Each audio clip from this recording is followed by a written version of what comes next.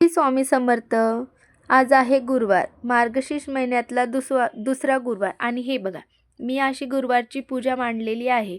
आधी मी दिवा लावला, त्याच्यानंतर गणपतीची पूजा केली, नंतर लक्ष्मी मातेची पूजा केली. असा हा छान घट मांडला, त्याच्यावरती नारळ ठेवून देवी स्थापन केली आणि देवीला वेणी लावली, फूल हार, छान धूप दिवा लावून पूजा केली. त्याच्यानंतर मी माझ्या देवाऱ्यातल्या देवांची पूजा केली. स्वामींची, दत्तात्रयांची. आज आहे दत्त जन्म. सगळ्यांना दत्त जन्माच्या हार्दिक शुभेच्छा. माझ्या मंदिरातल्या देवाची मी छान पूजा करून घेतली. त्यानंतर मी संध्याकाळी स्वामी समर्थाच्या मंदिरामध्ये गेली, कारण स्वामी समर्थाच्या मंदिरामध्ये दत्तांचं पण मंदिर आहे. श्री स्वामी समर्थ दत्त प्रतिष्ठान हे आमच्या इथलं मंदिर आहे. तर मी स्वामींचं दर्शन घ्यायला गेली होती आणि एवढी मोठी लाईन होती मंदिरामध्ये. बघा, जवळजवळ 1.5 ते 2 तास स्वामींच्या दर्शनासाठी लाईनमध्ये थांबावं लागलं. परत एकदा मनापासून श्री स्वामी समर्थ. तर स्वामींचं दर्शन छान झालं आणि खूप छान वाटत होतं. स्वामींच्या मंदिरात छान शांत वातावरण होतं. स्वामीच्या नावाचा जप चालू होता. इथे दत्त महाराजांची छान रांगोळी काढलेली होती दत्त जन्मानिमित्त. आणि छान दर्शन झालं आमचं. तिथे आम्ही थोडा वेळ बसलो, स्वामींच्या नावाचा जप केला. त्याच्यानंतर बाहेर बघा, इथे छान सत्यनारायणासारखी पूजा मांडली होती. इथे पण दर्शन घेतलं. इथे स्वामींचं गुरुचरित्राची पण पूजा केली होती. भरपूर अशी गर्दी होती.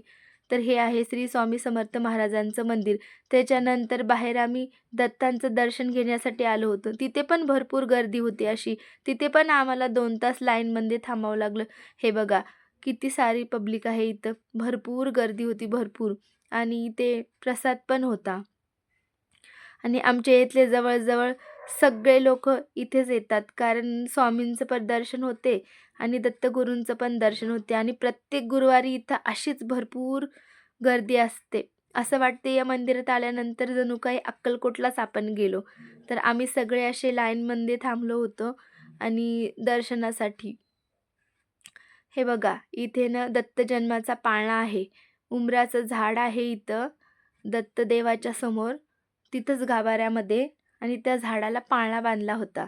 हे बघा, घ्या सगळेजण दर्शन दत्त गुरुच्या पाळण्याचं जन्माचं. तर इथं छोटंसं मंदिर आहे. हे बघा, हे आहेत आपले दत्तगुरू. तर छान दर्शन घेतल्याच्यानंतर आम्ही सगळ्यांनी, मुलींनी, माझ्या मिस्टरांनी, आम्ही सगळ्यांनी प्रसाद घेतला देवाचा आणि तिथे थोडा प्रसाद खाल्ला. थोडा वेळ बसलो. त्याच्यानंतर हे मंदिर आहे खाली आमच्या घरापासलं. आता तुम्ही म्हणसाल, तुमच्या घरापाशी मंदिर आहे, तिकडं कसं काय गेलत्या? तर आम्ही तिकडं स्वामीच्या दर्शनाला गेलो होतो आणि नंतर तिथलं पण दर्शन घेतलं. त्याच्यानंतर हे मंदिर आहे आमच्या घरापासलं स्वामी समर्थाचं. दत्तगुरूचं. नवसाला पावणारे दत्तगुरू आहेत. खूप चांगले आहेत, सगळे इच्छा पूर्ण करतात. बघा, इथे पण भरपूर अशी गर्दी होती. बघा किती सुंदर आहेत दत्तदेव. छान असं आम्ही दर्शन केलं. इथं पण इतकं सुंदर मंदिर सजवलं होतं, खूप छान. बघा किती छान सजावट केली आहे. इथं पण पाळणा होता बघा, पाळण्याचं पण दर्शन केलं. हे बघा, हे आहे उंबराचं झाड. बघा किती मोठं आहे देवांचं झाड. आणि इथं पण खूप सुंदर मंदिर सजवलं होतं. तर सगळ्यांना खूप खूप धन्यवाद. आवडल्यास लाईक करा, शेअर करा.